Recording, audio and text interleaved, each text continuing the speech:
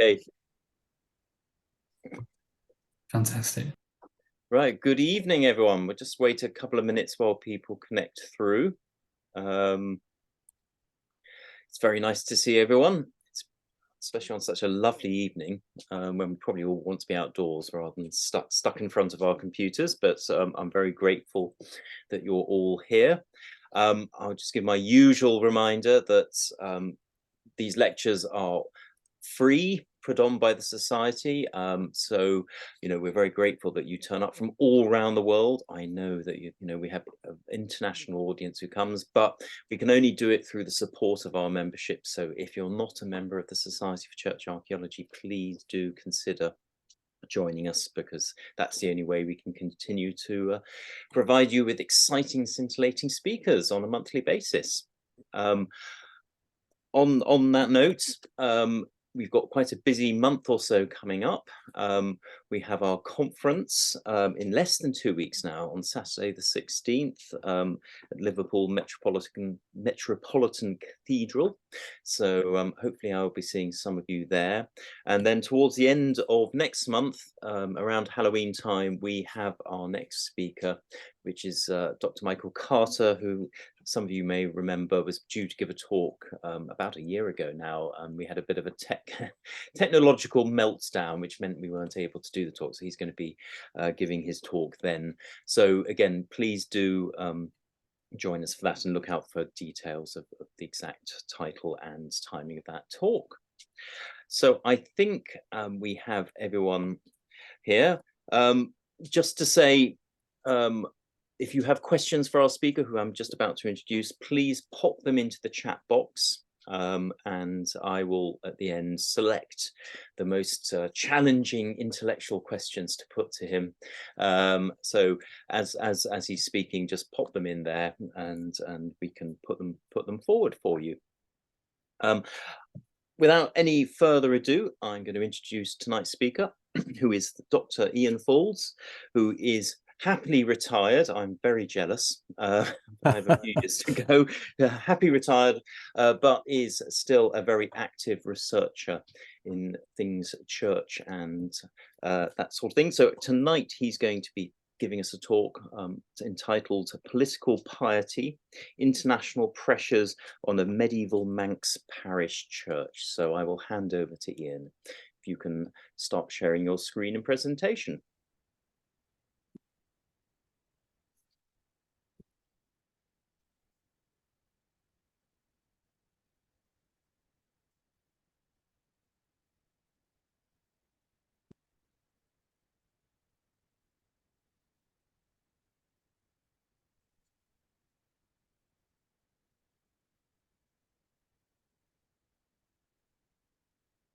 That's looking brilliant, Ian. Thank you. Right. Well, thank you for the introduction. I will do my best to be exciting and scintillating. So my subject tonight is Political Piety, International Pressures on a Medieval Manx Parish Church. And this opening slide shows a small parish church on the Isle of Man. In the bottom right-hand corner of your screen, set in lush agricultural land with evidence of scattered housing and a very small village just visible in the trees. The church is surrounded by a substantial graveyard, about 3 acres in extent, which was once home to a Celtic monastery.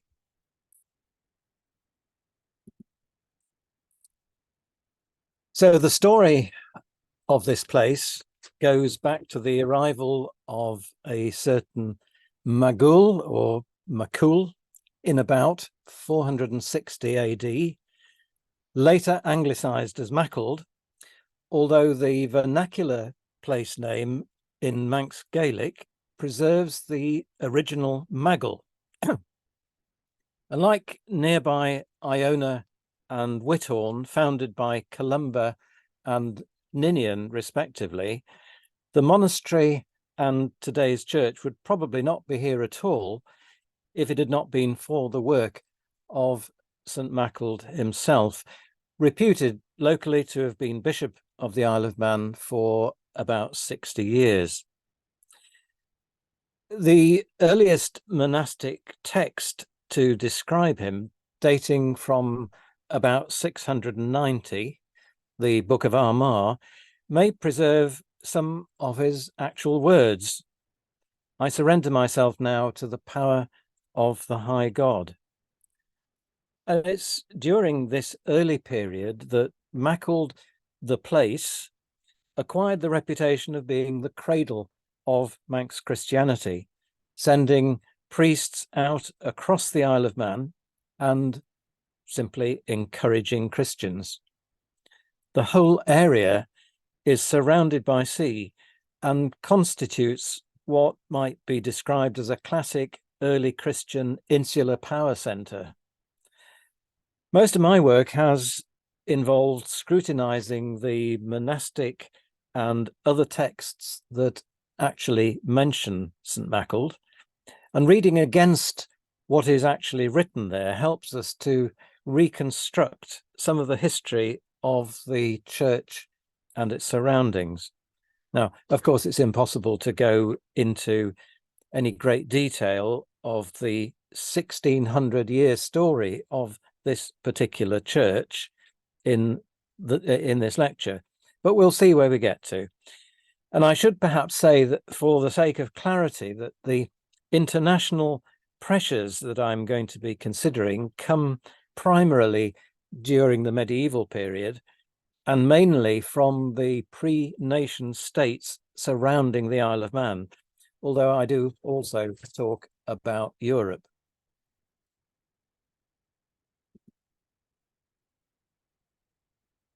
Now, what you're looking at here is an extract from the Book of Armagh, and in the third line down, you can read the words, perhaps with a little difficulty, Hic macul dimane episcopus et antistes urdae huminon. This is Maggle, Bishop of the Isle of Man and protector of a place called Urdae Huminon. And this, together with the many monastic subsequent texts, the chronicles of the kings of Man and the Isles, dating from the 11th century, and vernacular prose, actually tell the story of this ancient church and Celtic monastery. And we're taught from a very early age, aren't we, that the church and politics don't really mix, they don't go together. And yet, I guess that any study of history, even the most cursory glance at any parish church, shows that they are actually intricately entwined. You simply can't get away from or ignore politics. And I'm not suggesting that Kirk Maccled in the faraway Isle of Man was involved in the power politics of the See of Canterbury, founded incidentally at least 100 years after the arrival of St Maccled in the Isle of Man. But from the very beginning, however, the church or Christian settlement at Maccled appears to have been subject to the political ambitions of Armagh in Ulster in its attempt to gain control of the Irish church. And it's even possible that St Maccle's arrival and its aftermath was connected with the ambition of local tribal leaders in Ulster to gain full political control of the Isle of Man. Whatever the reality, it appears that a monastery had been established here by the 7th century, and the collection of important Celtic and Norse carved cross slabs suggests that something really important was going on.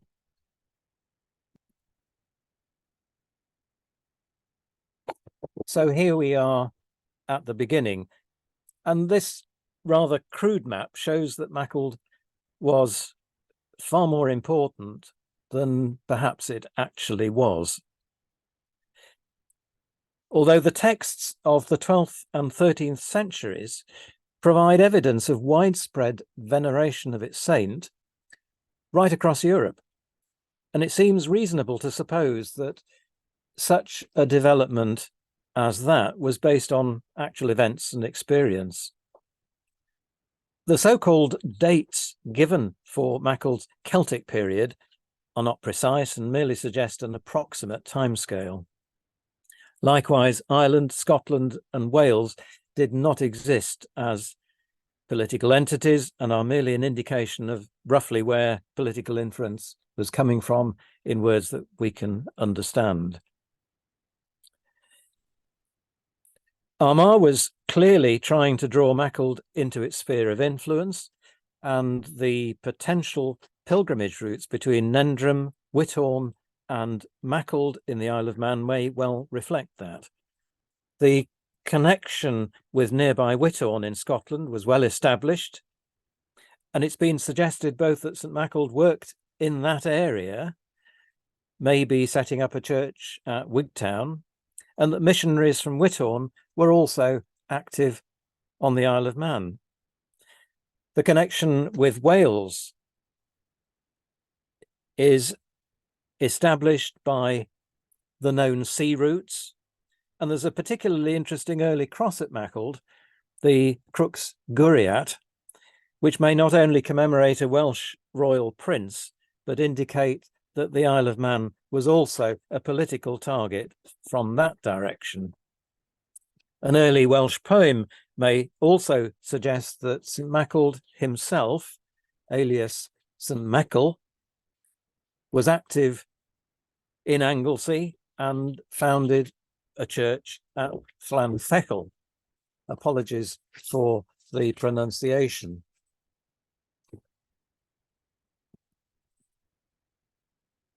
But we need to take in a little context here. The story of the miraculous conversion of St Maculd so caught the imagination of medieval readers that it became one of the most copied of all monastic texts. The original story in the Book of Armagh forms an extraordinary 10% of the total material about St Patrick, which is where we find the information about St Maculd. And in my view, this may well have originated in a manuscript written in Maculd itself, where we can find 2 carved stones with inscriptions written in insula uncial, which of course is the mark of a scribe rather than a stonemason. So it's quite likely that there was a scriptorium at Maculd.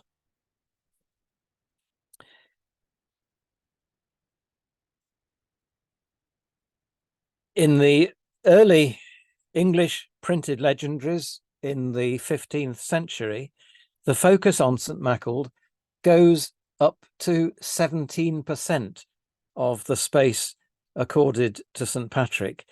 So what I'm trying to say in brief is that he's much more than a local saint confined to a small church in the Isle of Man. And as you can see from this rather clumsy map on your screen, the story is found in manuscripts across Europe, from Aulne-sur-Sambre in Belgium, a Cistercian monastery, where a monk actually compared Maculd with St Paul's and Cyprian and Anthony of Egypt, to many manuscripts which are found in Austria, the Magnum Legendarium, manuscripts in Italy, Germany, and France.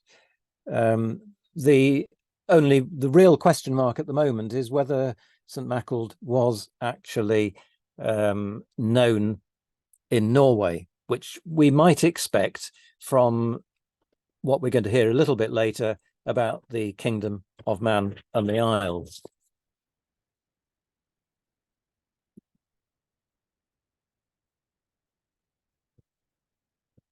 This picture shows one of the early chapels known in Manx as keels, which may have been part of the original monastery at Mackald, and the church again can be seen in the background. Apart from 3 keels, a boundary which may mark the monastic enclosure, and a very substantial heritage of carved cross slabs. There's not much physical proof remaining of a monastery. Nevertheless, scholars like Sir David Wilson, former director of the British Museum and professor of medieval archaeology, have concluded that Mackald is the most important early Christian site on the Isle of Man.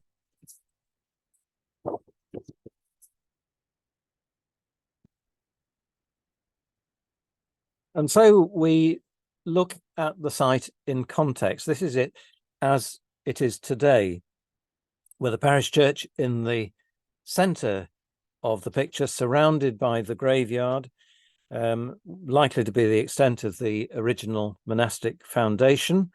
And outside and beyond is what is known as the Staffland, or Thalw Bacol in Manx, the land literally belonging to the staff of St. Mackald.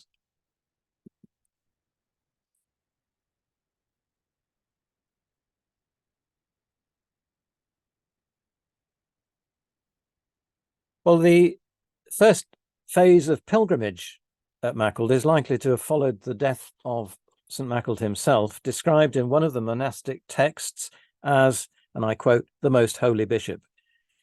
We don't know how strong the Irish connection was in the 6th century, but it seems probable that pilgrims were not simply local, but came from what we now call Northern Ireland, maybe from the Whithorn area, and possibly Anglesey.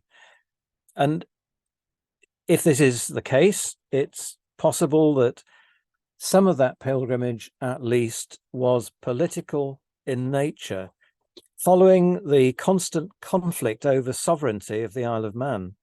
Because after all, whoever controlled the island also controlled some of the most important sea routes across the Irish Sea.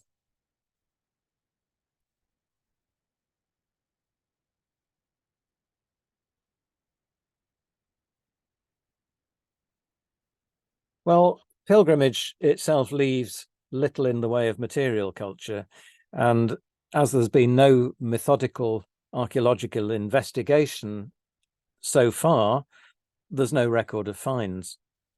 However, there is some textual evidence, as well as graffiti and possible pilgrim marks on an important early cross slab.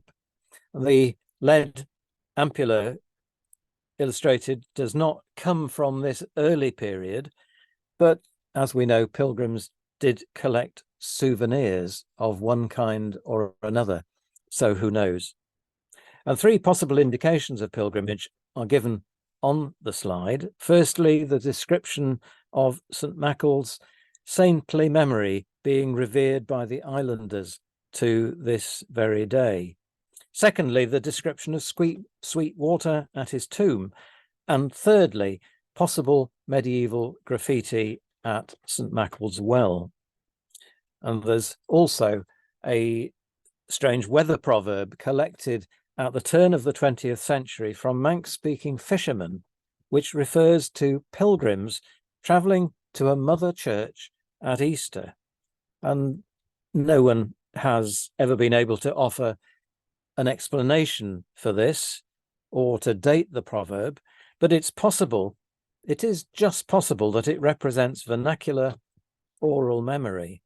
And interestingly, it does correspond with the feast of St. Mackald on the 25th of April, given as the date of his death in several of the Irish calendars.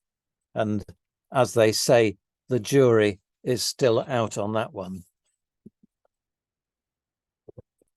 So let's look a little bit more closely at some possible proof of pilgrimage. The carved stone that's illustrated here is at Bride, a northern Manx parish, only 6 miles from Mackald, And the stone is probably part of an altar frontal from a keel at nearby Balavarkish. And Balavarkish Chapel, as it were, has been identified by some scholars as a subsidiary chapel of the monastery at Mackald. And what we need to note particularly are the crosslets and names naively carved into the panel, possibly by pre-Viking pilgrims, maybe in the 8th or 9th century. And the idea is that pilgrims were leaving a record of their presence whilst kneeling in front of the altar.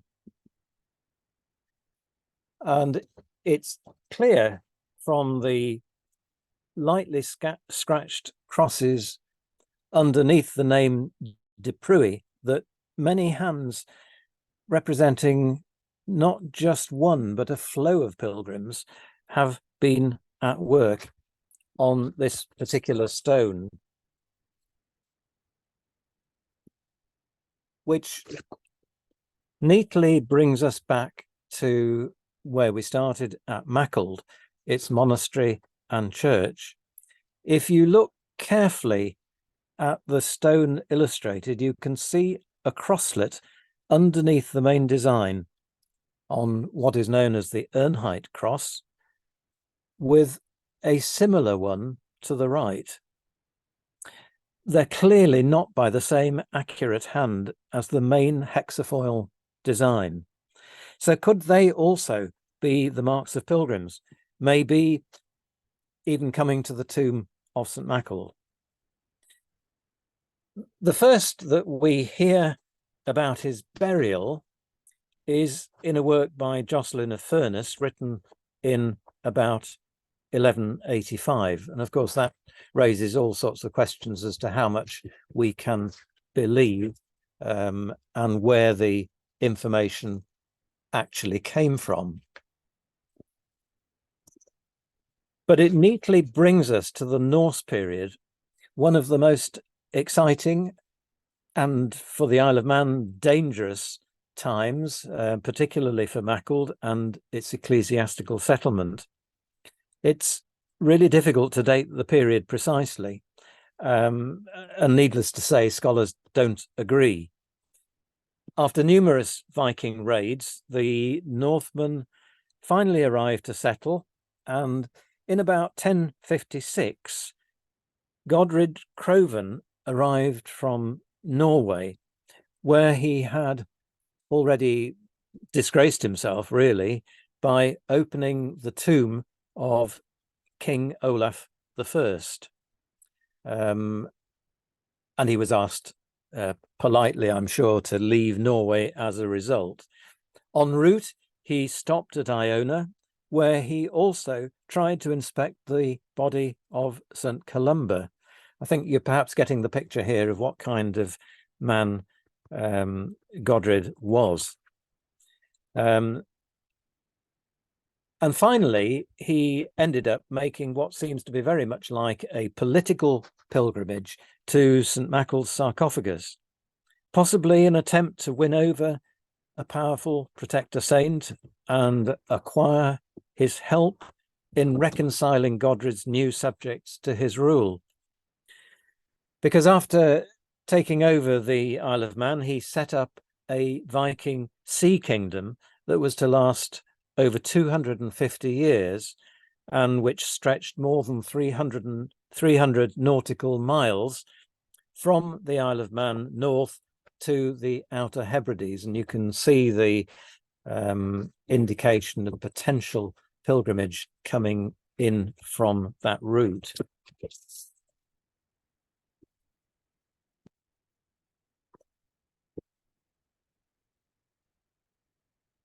Now, we might think of Mackald today as a strange place for a headquarters and a very strange place for a cathedral as well. But it suggests that A, Mackald was a very special place, B, that it was also functioning as an administrative centre, perhaps in conjunction with the monastery, and C, it was built around a shrine dedicated to the island's most famous saint. The Manx traditionary ballad, for example, are the earliest vernacular text on the Isle of Man, talks of St Maccled being buried in his church, and the words are very specific. And it's not improbable that in sequence, he was first buried in a marked grave sometime in the 6th century, reburied in a shrine chapel, probably the site of the present parish church, and finally rediscovered during the 12th century frenzy for relics of the saints, and perhaps installed in a reliquary in a tomb recess. Well, that, of course, is speculation and not really the job of the historian. But what the chronicles of the kings of Man and the Isles tell us is that there were multiple priests at Maccled, something which elsewhere has been held to denote the presence of, for example, an Anglo-Saxon minster. So it's quite likely that, in my view at any rate, that Kirk Maccled was the cathedral of the Isle of Man at the time. Another clue to the importance of the place is the name given to the land surrounding the original monastery. We've already heard that it was called Fallow Backle in Manx, the land of the Backle or Crozier, and it suggests that very early on land was being given to the saint or to his living representative, a hereditary corb, who had full legal authority to hold land and act in the name of St Maccled. And of course, the holding of land itself created political tensions for the monastery and later for the cathedral. Repeated royal grants confirmed ownership to the point where we may legitimately ask what happened next when the monastery was effectively disbanded and the cathedral demoted sometime in the late 12th century. Was the land confiscated? Well, we simply don't know. The hint given in the chronicles is that there was shrine rivalry with Rushen Abbey, possibly backed by Furness Abbey, its mother foundation, which might have been keen to share in the spoils at the expense of an earlier, old-fashioned and less acceptable monastery. Well, at this point, we're going to take a look inside the church. We can't be sure what it would have looked like in the 11th and 12th centuries, but some of the extravagant carved architectural fragments that survive confirm that it was important. Could it have been a pilgrim church? Well, there are no surviving records to help us beyond perhaps the account in the chronicles of dishevelled women rushing around an open interior, maybe from altar to altar, imploring the help of St Maccled against Viking invaders. For now, let's just note the misaligned perpendicular east window. And put very crudely, you will notice that there is a lot more space to the right of the window than there is on the left.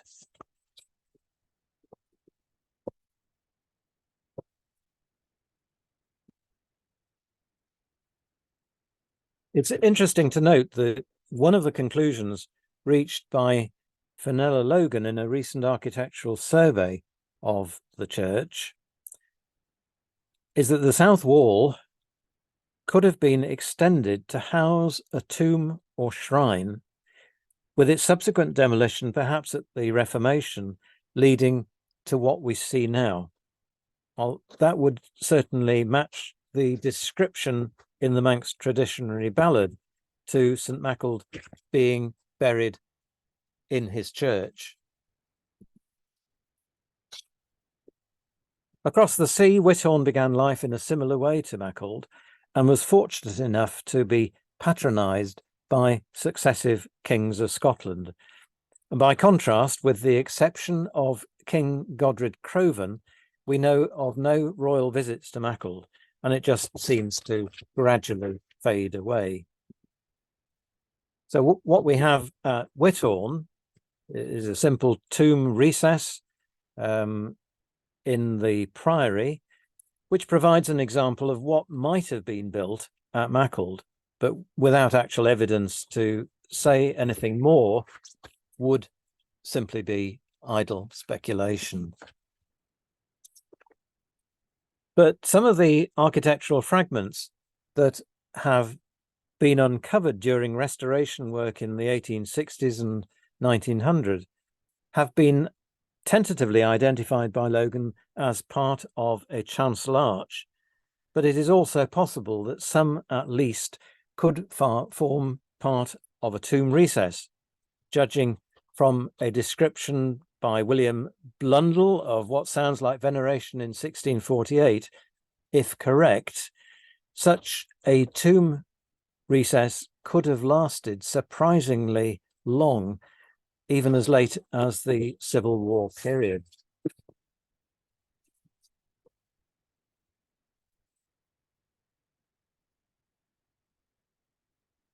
And what of the shrine itself?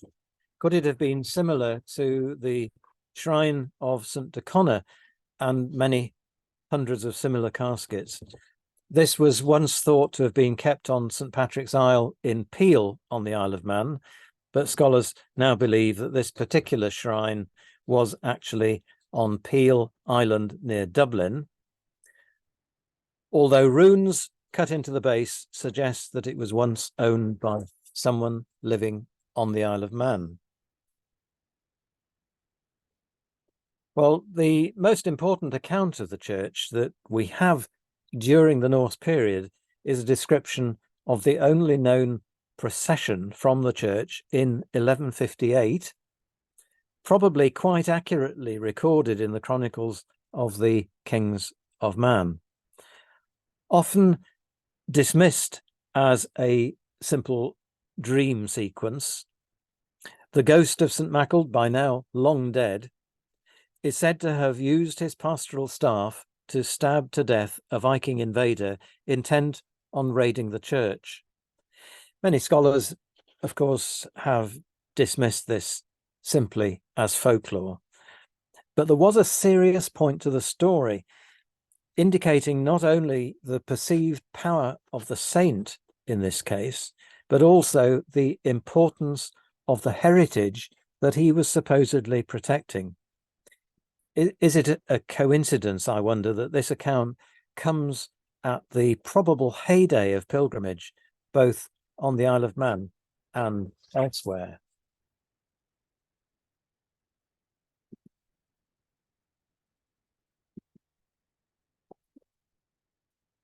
So on the left is the current Bishop of Soda and Man's crozier with an inlaid enamel panel showing St Maccled, and on the right the arms of the Diocese of the Isles, with Maccled in the boat that he used in his epic voyage from Ireland.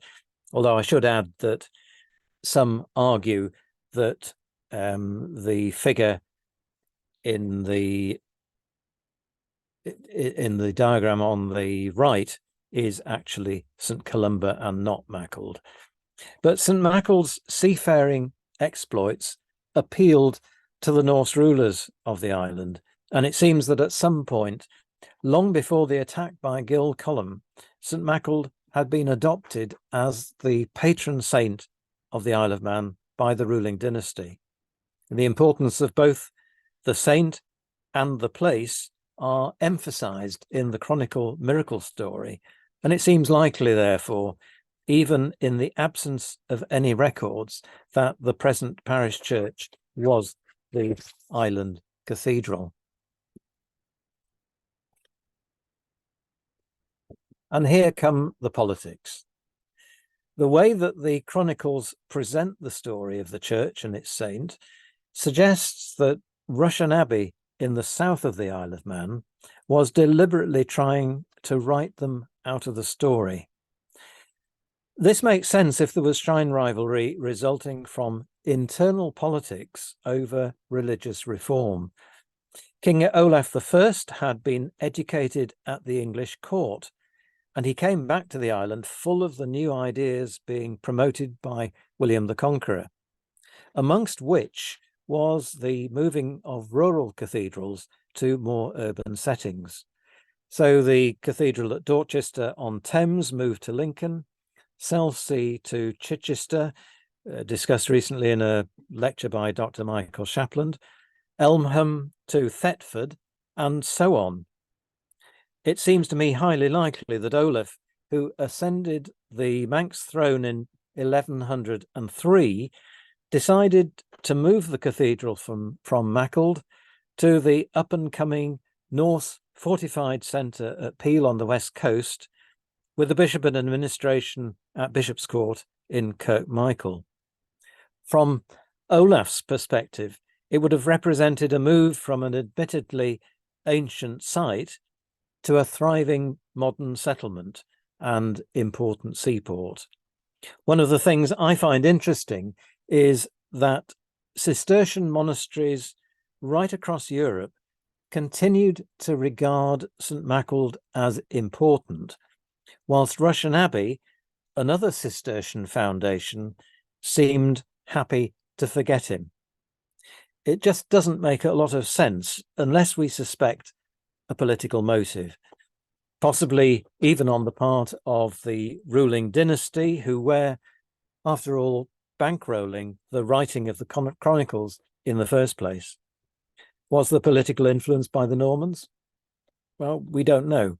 What we can suspect is that Olaf I had grand designs for his national church based on the Isle of Man, as there are references to the possible appointment of a pontifex, an archbishop for the kingdom, maybe as a deliberate rival to the archbishops of York, Canterbury, and Dublin. He needed something a little bit more impressive.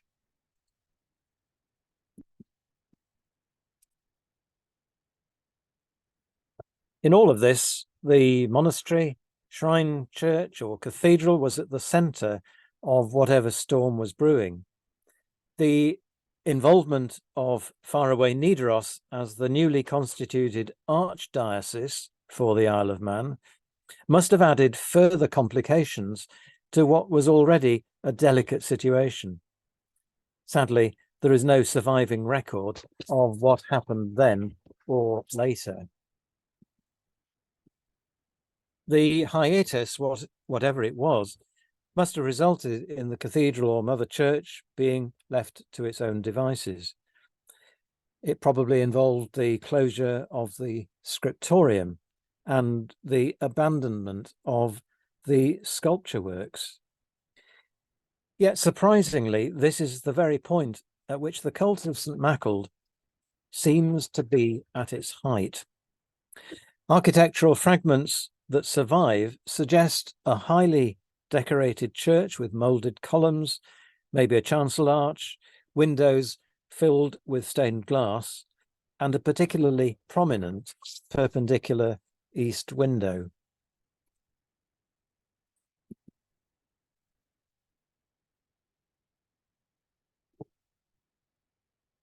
Elsewhere, there are examples of early recycling, with worked stone reused in the south pillar of the church, and the corner part of a small decorated capital, possibly from a doorway, which is now exhibited in the Manx Museum in Douglas on the Isle of Man. And this intricately carved scene, which you can see on the right of the screen, probably comes from the Norse period, and it shows a bearded man about to disappear between the jaws of a beast. So how was all this financed? we don't know.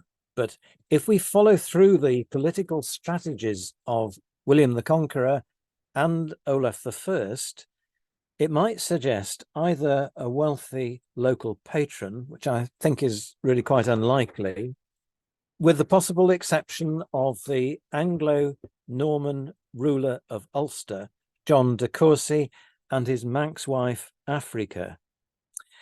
I think more plausibly, we can look at pilgrim offerings from those coming to St Maccles's shrine. Logan's architectural survey suggests not only that the west door was inserted in the 12th century to facilitate processions, but as we have already heard, that the misaligned east window could result from the demolition of a southern shrine chapel or wall tomb.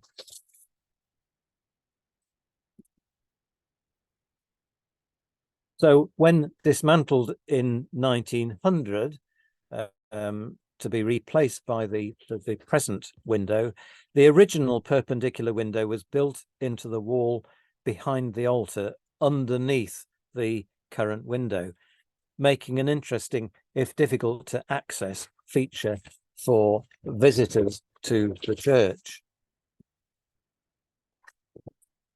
Well, following the Treaty of Perth in 1266, when Scotland actually bought the Isle of Man from Norway, the nominal focus remained towards the north, although the constant friction, if not outright war with England, made life really quite difficult. And it wasn't just theoretical politics, as can be seen from the plight of the Manx bishop, described as episcopum de Man in Scotia, arrested with his goods in Great Yarmouth in 1341 on his way to Rome, presumably because he was thought to be on the wrong side. What this meant for the church at Macclesfield is not entirely clear, but the later claim by the Scottish historian Boyce that St Bridget had taken the veil in the Isle of Man from St Macclesfield himself suggests that, firstly, both the saint and his church were considered important, and secondly, the probability of pilgrimage from Scotland. In common with many early Celtic Christian sites, there's a difficult to access well dedicated to the saint on the nearby sea cliffs, famed for healing from very early on, amongst other things, sore eyes and childlessness. The wellhead and surrounding stonework are clearly man-made, so considerable investment was made at some point in what may have once been an outside shrine. And if you look really hard, you can see there are plenty of scratches and incisions to bear witness to long use. And some of the graffiti at the well may well be medieval. Some of those markings are difficult to decipher. Some have been cut through by later graffiti, suggesting ancient hands at work. It's difficult to see. I apologize for this photograph, but it really is a very difficult place to photograph without specialist equipment.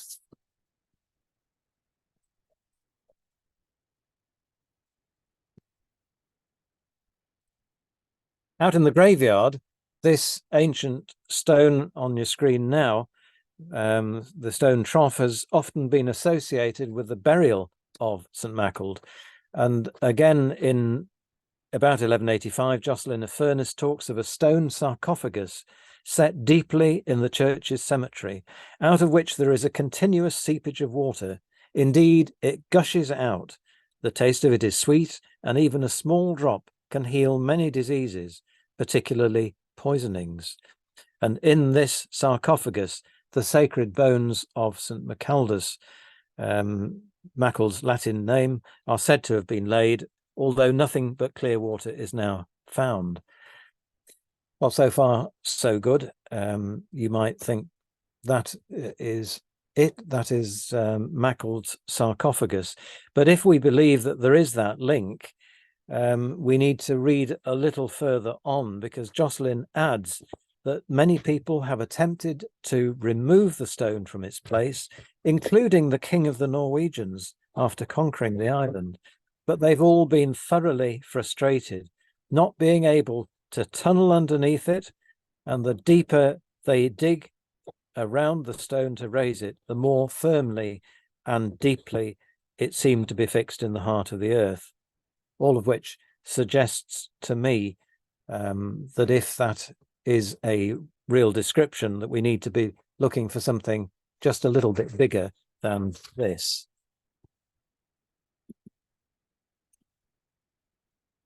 Adding to the idea of a pilgrimage centre, there is evidence to suggest that there was a medieval circular pilgrimage route winding its way around what would be thought of as St Mackle's sacred landscape, the church where he worshipped, the steep cliffs, the cave accessible only from the sea where he retreated, the community on Mackle's Head that he protected. And this is probably the place called Erdai Humenon in the earliest record.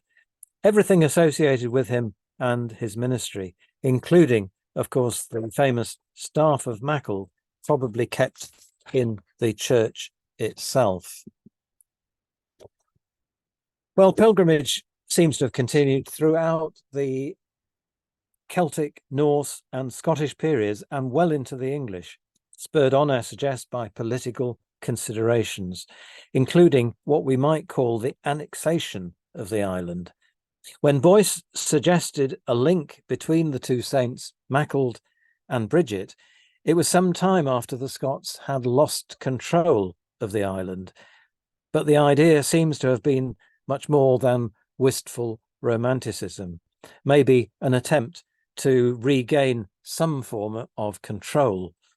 However, with England in the ascendancy, the climate began to change, and in common with most of Europe and the British Isles. In fact, under English control, the whole focus of the Isle of Man changed from being north-facing to south-facing, emphasised by this map virtually excluding Ireland and Scotland. It's a major change for the Isle of Man. From now on, the dominant political influence would be that of England. There's no documentary basis for suggesting pilgrimage from Furness Abbey, although the Mackle High Cross may suggest this, and Logan's architectural study indicates that the east window of the church may have been carved by the same masons who worked at St Michael's Muncaster in Ravensdale. But perhaps Richard Pinson's translation of the Calendar of the New Legend of England sets the scene for this political makeover when he suggests that the most part of those saints that be in the said legend and in this calendar were either born in this realm or were abiding therein, and that these other countries, Ireland, Scotland and Wales, of very right ought to be subject and obedient to this realm of England, as it seemeth this little treatise may conveniently be called the calendar of the new legend of England. So, in short, all saints born in Scotland, Ireland, Wales, and by implication, the Isle of Man, were therefore English. And if St Mackle was thought of at all, he would be termed English and not Manx. Well, this, of course, is not the end of the story. The relative poverty of the island, coupled with its Manx-speaking majority population, helped to ensure that there was little development at Kirkmackle. Indeed, architectural development ceased with the insertion of the perpendicular east window, perhaps indicating the success of the campaign by Rushen Abbey to eradicate him from local memory. Here we can see the earliest known drawing of Kirkmackle from the early 19th century. But what it doesn't reveal is the persistence of the saint's legend and accounts of pilgrimage. In 1794, Mackle was described as now the most poor and lonely village in the island. In 1845, a guidebook suggested that the village, although now sunk into insignificance, once had a bigger population than Ramsey, which is the nearest town, probably because it was the resort of pilgrims to the shrine of St. Mackle in its vicinity, which was held in great veneration down to the time of the Reformation. Well, architectural development had ceased long before the Reformation, of course, and as the association with St. Mackle began to be forgotten, his church settled down to a quiet life at the head of a small country parish. Preaching became more important than sacrament, and as the picture shows, by the late 18th century, the pulpit had been centred on the north wall, and successive renovations in 1860 and 1900 ensured the survival of the fabric, but much was lost in the process. One of the quirky features of the church is a mosaic pavement at the east end. Anyone who's been to Westminster Abbey will be familiar with the famous Cosmati pavement laid down in 1268, and you may think this is a bit of a laughable comparison. But at Kirk Mackle, the family of the mason who spent a whole year apparently laying this floor maintain that he assembled mosaic pieces that he'd been found underneath the floor, making what is admittedly a rather uninspiring design. But is it Cosmati work? Cosmati was associated with shrines in abbeys and cathedrals throughout Britain.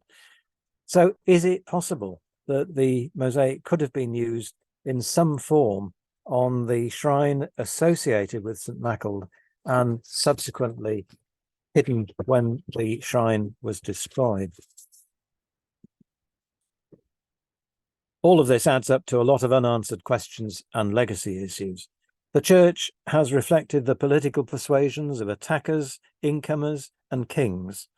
The probable political manipulation of the chronicles of the kings of Man finally led to St. Mackle being written out of his own church, with other suggested derivations for his name, including Macutus, Olaf, and Magnus. Today, there is surprisingly nothing at Kirk Mackle to represent its patron saint beyond vestments. And this is despite the fact that throughout the Isle of Man, there are stained glass windows, painted triptychs, and altar panels. At Mackle itself, even the church warden's staves carry the name St. Macutus, which you can see on the right of the screen. But like many of the Celtic saints, however, St. Mackle refused to die, and in his afterlife, he has acquired his own political status as a carrier of Manx national identity. Outside and beyond the church, the only known contemporary representation of a Viking ship on the Isle of Man is at Mackle. It's one of many unique cross slabs which represent early political pressures on the site from Wales, Northumbria, and Ireland, even perhaps the Celtic Reformation, all gradually deteriorating in the open air and in need of urgent conservation. So my final slide shows one of the separate chapels or keels within the monastic enclosure, and this is the so-called North Keel. With it, we return to the beginning of a story which is as yet not fully explored or understood. An ancient promontory site with an Iron Age promontory fort where inland and coastal pathways converge on the church and cathedral. It's open not only to the elements, but to the ideas and aspirations of all who used the highway of the sea. However one views it, we're left with the impression that it has been moulded by politics over 1600 years, and that for some at least, piety was dictated by the political environment, despite the protestations of the current archbishop. There is plenty of food for thought here.